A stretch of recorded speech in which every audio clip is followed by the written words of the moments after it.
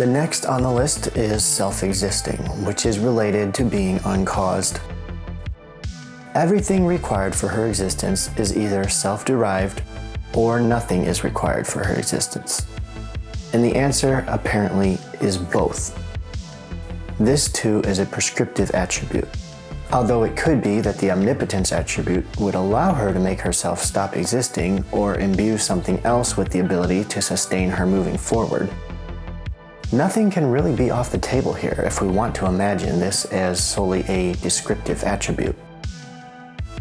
Would the Omnigod have the ability to change itself from being self-existent at the first and somehow have something else sustaining it? This is such a silly thought, but we need to examine the details of this proposal and look for any cracks. You're welcome to call anything I talk about irrelevant or label it a mystery, but I think you're shying away and giving up if you do.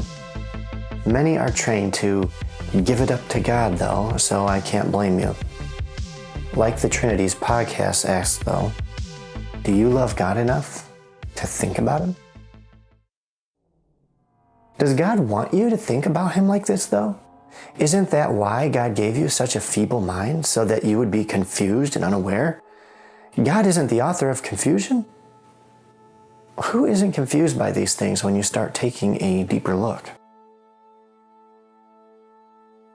Moving on, let's look at the infinite attribute. Surely this one is prescriptive. But what does this attribute even mean? What message is this word conveying? God is infinite, no bounds, nothing holds Him back. I think it is also meant to instill the sense of wonder and our inability to understand or grasp His greatness. Let's imagine there is no God for... again. Wonder is the desire for knowledge. Thank you, Thomas. Okay. Let's imagine there is no God for a moment, that somehow everything else still exists. This existence is already starting to take on some of the God attributes.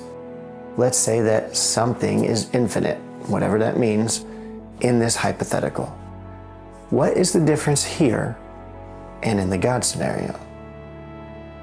In this scenario, my inability to comprehend things is not dependent on a God bestowing a mind inadequate to do so. My mind in this scenario is a feature of that existence and is just an aspect of what it is. It is existence reviewing itself. This too is a confusing scenario, but the God scenario differs in that no one really discovered information on the attributes of God, but certain people have been claiming that this is what God is and how He operates. God Himself has not and does not do so Himself. But Jesus, you might say, okay, well, hold on. We will get there eventually. I realize I haven't even made it very far, and that this was fairly rambly, but these claimed aspects are so intertwined it would be very difficult to focus only on one attribute at a time. This is the bigger issue though. So much has been piled up on this God idea that the poor idea is really crushed under its own weight. Okay, Thomas, what nugget of wisdom do you have for us? It is possible to demonstrate God's existence, though not a priori, yet a posteriori, from some work of His more surely known to us. All right. Omniscience and free will is an interesting combination, as well as objective morality and God's character. These four issues are also directly connected to each other. The more you try to untangle this Gordian knot, the more you can get tangled and stuck. The only adequate solution is to cut the knot and be finished. But I'm still interested in this ball of yarn. If God is all-knowing, how can Z also exercise free will? From Z perspective, Z is already locked in and riding on a rail, experiencing or living out events that Z must already know. So in this way, the omni-being is unable to make any decisions, unless we think of decisions in a very different way than we currently do.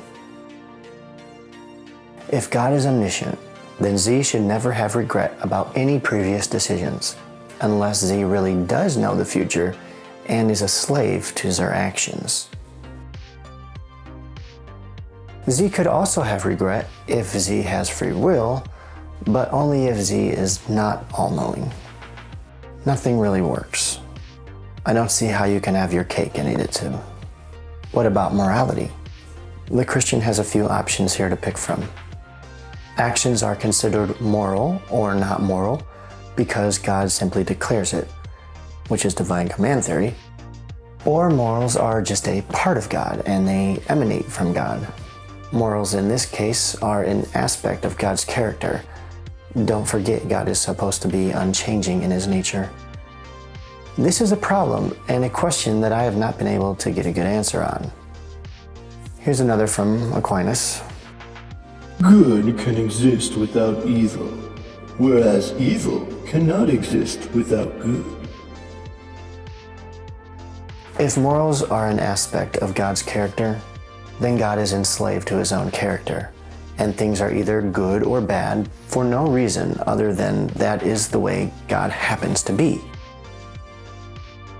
Is God unable to change this aspect of himself?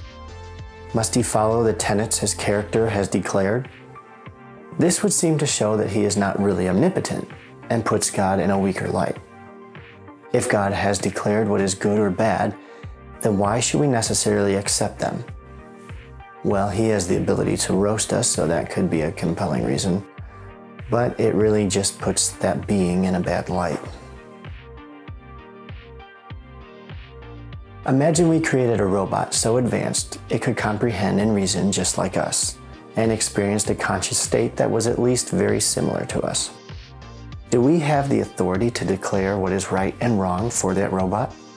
Again, we might have to assume that somehow everything is the way that it is now, minus God. In that hypothetical, is it right for us to declare those rights and wrongs? Imagine another scenario.